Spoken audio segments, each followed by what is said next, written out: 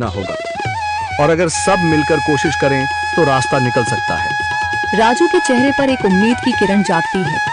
हाँ बाबा जी, अगर सब मिलकर काम करें तो हम पानी ढूंढ सकते हैं। हमने पहले कभी ये कोशिश ही नहीं की। लेकिन इतनी कठिन जमीन में नया कुआं खोदना आसान नहीं। मुश्किल जरूर है, नामुमकिन नहीं। अगर हम मिलकर काम करें तो ये हो सकता है। राजू खड़ा हो जाता है, उसकी आंखों में एक नई रोशनी है। तो फिर हम कल से काम शुरू करेंगे। मैं गांव के सभी युवाओं को इकट्ठा करूंगा। हम मिलकर नया कुआं खोदेंगे। यह कहते हुए वह शामू के साथ गांव के दूसरे युवाओं को बुलाने के लिए निकल पड़ता है। कहीं दूर से गरज की हल्की सी आवाज आती है, जैसे आकाश ने उनकी उम्मीदों की गवाही दे दी हो।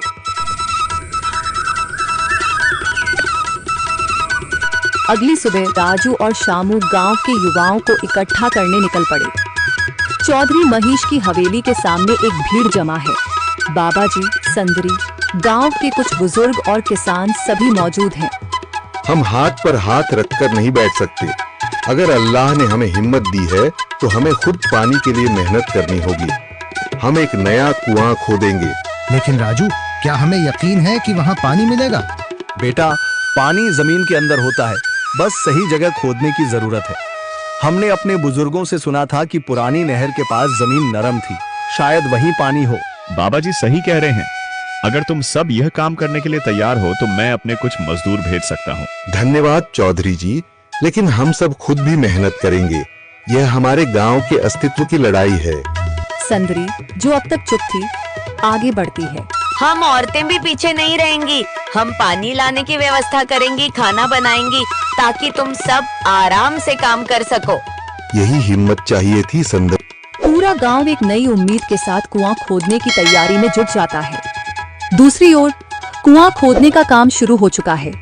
राजू, शामू और दूसरे युवा बेलचे चलाने लगते हैं। मिट्टी बाहर निकाली जाने लगती है।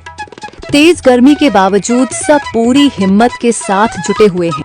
दोपहर की तेज धूप जमीन आग की तरह तप रही है। गांव के लोग लगातार कुआं खोदने में जुटे हैं।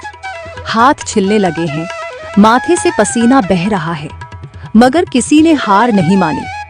महिलाएं पानी और सत्तू लेकर आती हैं ताकि पुरुषों को कुछ राहत मिले। हमें और गहराई तक जाना होगा। अब तक सिर्फ सूखी मिट्टी और पत्थर ही निकल रहे हैं। राजू, यह बहुत कठिन काम है। अगर हमें पानी न मिला? अल्लाह मेहनत करने वालों को कभी निराश नहीं करता बेटा। तुम सब अपनी कोशिश जारी रखो, पानी जरूर निकलेगा। हिम्मत मत हारो। अगर अब रुक गए तो फिर कभी पानी नहीं मिलेगा। सभी फिर से जोश में आकर काम में जुट जाते हैं, मगर सूरज की तपिश बढ़ती जा रही है और कई लोगों की सांसें तेज चलने लगती हैं। तभी एक तरफ से रामलाल और उसके आदमी हंसते हुए आते हैं। अरे भाई, तुम्हें लगता है कि जमीन तुम पर रहम करेगी? हाँ हाँ, ना समझ लोग, ये सब बेकार की मेहनत है। रामलाल, हमारा हौसला मत तोड़ो।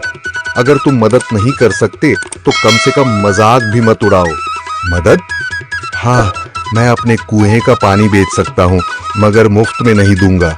राजू सब अनसुना कर फिर काम में लग जाता है। शाम होने लगती है, लेकिन अभी तक पानी का नामो निशान नहीं। कुछ लोग मायूस होकर पीछे हटने लगते हैं। राजू, शायद रामलाल सही कह रहा है, यह सब बेकार है। नहीं शामू, हमें हार नहीं माननी। अगर आज हार गए तो फिर कभी हिम्मत नहीं कर पाएंगे। तभी अचानक फावड़ा किसी कठोर चीज से टकराता है। एक अजीब सी आवाज आती है। राजू चौंक कर देखता है और जल्दी जल्दी मिट्टी हटाने लगता है। अचानक एक ठंडी लहर महसूस होती है। सभी लोग दौड़कर आते हैं। जैसे जैसे मिट्टी हटती है, नीचे से गीली जमीन नजर आने लगती है। सब हैरान रह जाते हैं। सुभान अल्लाह, मैंने कहा था ना, अल्लाह हमारी मेहनत को जाया नहीं करेगा। राजू और बाकी सभी जोर लगाते हैं। कुछ ही पलों बाद अचानक मिट्टी के नीचे से पानी की एक छोटी सी धारा फूट पड़ती है। गांव वाले खुशी से चिल्ला उठते हैं। पानी, पानी निकल आया। यह अल्लाह की कुदरत है रामलाल, जिस पर तुम्हें यकीन नहीं था। पूरा गांव आनंद से झूम उठता है। लोग एक दूसरे को बधाइयां देते हैं। औरतें दुआ करने लगती हैं। कुछ दिन बीत चुके हैं। गांव वाले नए कुएं से पानी भर रहे हैं, खेतों को सींच रहे हैं और जिंदगी फिर से पटरी पर लौट रही है। मगर रामलाल अब भी अपनी